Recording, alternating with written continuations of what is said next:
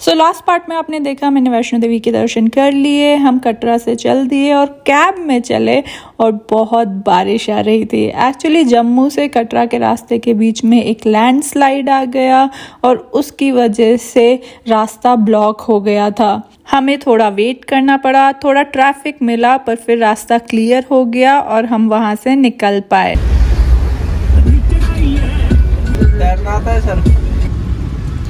और इस राइड में ये जो कैब ड्राइवर भैया थे ये भी एक अलग ही कैरेक्टर थे।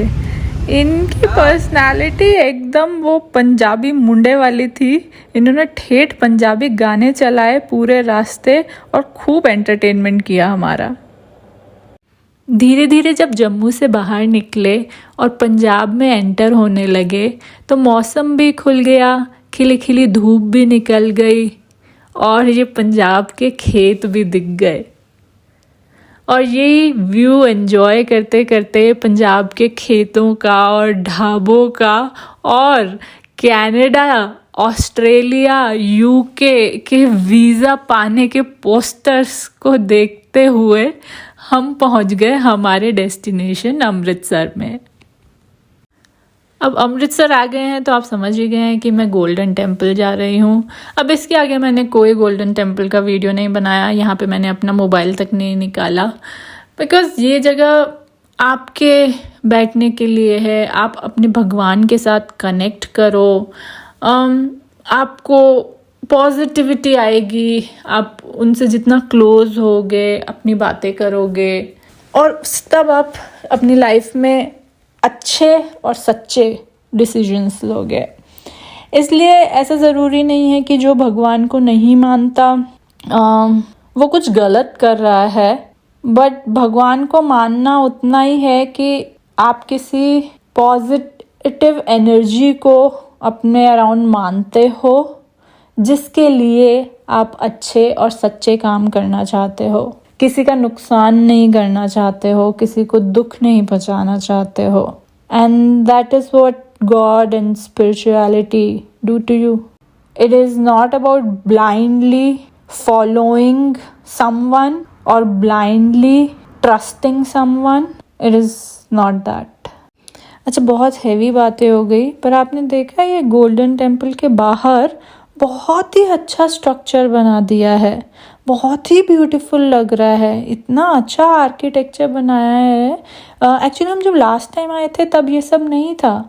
यहाँ पे ये जो सारी शॉप्स हैं उनको सेम कलर में कर दिया है, सिंक्रोनाइज कर दिया है। एक पाथ के बाद कोई भी व्हीकल आना अलाउड नहीं है, तो आप पैदल ही चल के यहाँ से आते हो। तो आसपास सारी शॉप्स हैं, खाने की जगहें हैं, तो ये मतलब लोगों के लिए भी अच्छा हो गया। जिनकी शॉप्स हैं वहाँ से भी लोग चीज़ें सामान ले सकते हैं, बिकॉज अल्टीमेटली क्या है इन टूरिस्ट प्लेसेस पे जो लोगों की अर्निंग हो रही है इन टूरिस्ट प्लेसेस पे, एटलीस्ट उनका भी भला हो रहा है।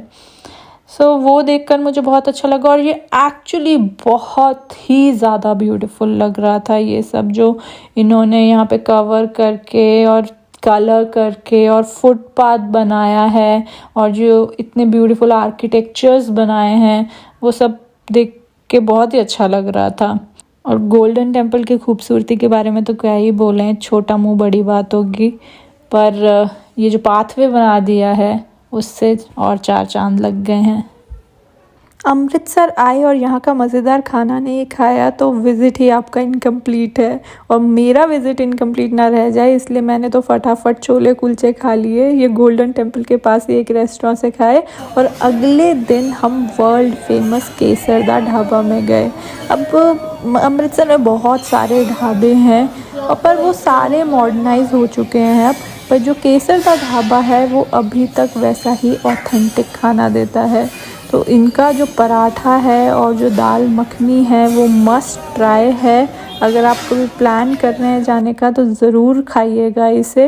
पर एक डिस्क्लेमर दे देती हूँ, इनका ये पराठे, छोले, दाल मखनी, रायता खाने के बाद और उसके साथ लस्सी तो लेंगे ही, और उसके बाद आप 4-5 घंटे के लिए बेहोश हो जाएंगे। तो अपना डे ये सोच कर प्लान कीजिए। अमृतसर में हम एक ही रात के लिए रुके थे और यहाँ से हम अब अपने आगे डेस्टिनेशन पे चलना शुरू हो गए और इस बार हम जा रहे हैं ट्रेन में।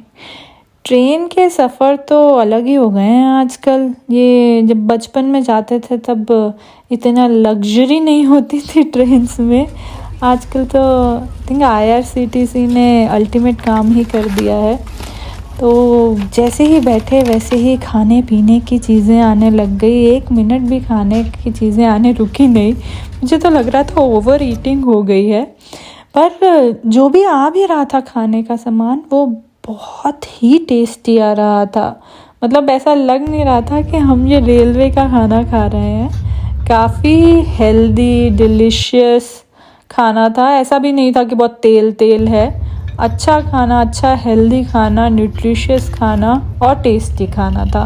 और ये सूप आया, सूप के बाद प्रॉपर मील आया। मील में सब्जी, दाल, रोटी, राइस सब कुछ मिला। और इसके बाद भी नहीं रुके वो, इसके बाद भी लास्ट में भी आइसक्रीम भी दी है। तो बहुत ही अच्छा एंटरटेनमेंट हुआ हमारा ट्रेन में। और ये ट्रेन के साथ साथ उसका रास्ते में ये जो व्यू देखने के लिए मिलता है, और ये बारिश के मौसम में तो वैसे ही पूरी ग्रीनरी हो रखी थी, तो बहुत ही अच्छा व्यू भी मिल रहा था। एंड आई होप कि ऐसे ही खाते पीते, नज़ारे देखते, खुशी खुशी हमारे जीवन का सफ़र भी चलता रहे।